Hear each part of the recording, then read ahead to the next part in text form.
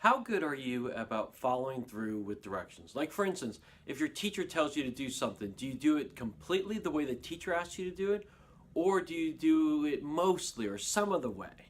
Or how about your parents? When your parents ask you to do something, do you do it all the way according to their plan or what they ask you to do? Or do you do it just mostly or just some of the way?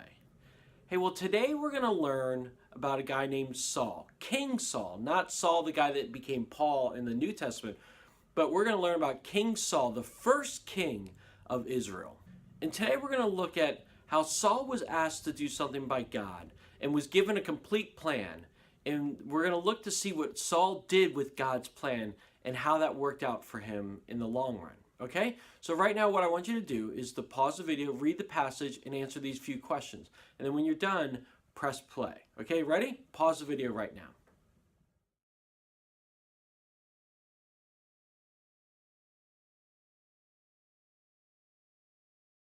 Okay, so we see that Saul was given this plan, and he did most of it. He did almost all of it. But then he didn't do one little thing. And because of that, God disowned him and said, "You are no longer the king of Israel." Whoa, that is really intense.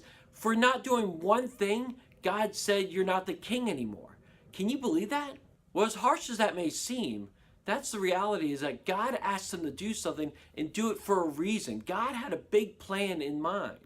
But because Saul didn't do it, God said, "Listen, I no longer can trust you, and you're no longer the king of Israel."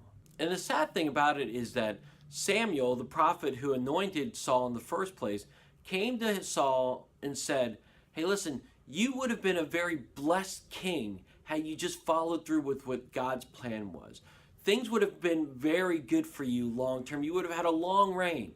But because you didn't, and you didn't trust God's plan, then you are no longer the king." And they eventually anointed David, who became king of Israel after that. And this applies to us because the reality is when we read the Bible, sometimes we read it and think, "Oh, I don't have to really follow that. I don't have to believe that either." But the Bible is God's word and God's plan of action for us and how to live a life that is pleasing and glorifying to him. And a life that we will be blessed if we just continue to follow along with God's plan. So I want to encourage you today to trust God's plan that's found in the Bible. To trust God to say that he knows how to help me live my life, and he wants to bless me and guide me along the way.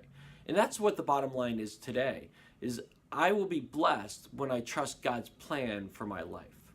We often want to do our plan, our way, and how to live our lives, and think that we know the right way to do things.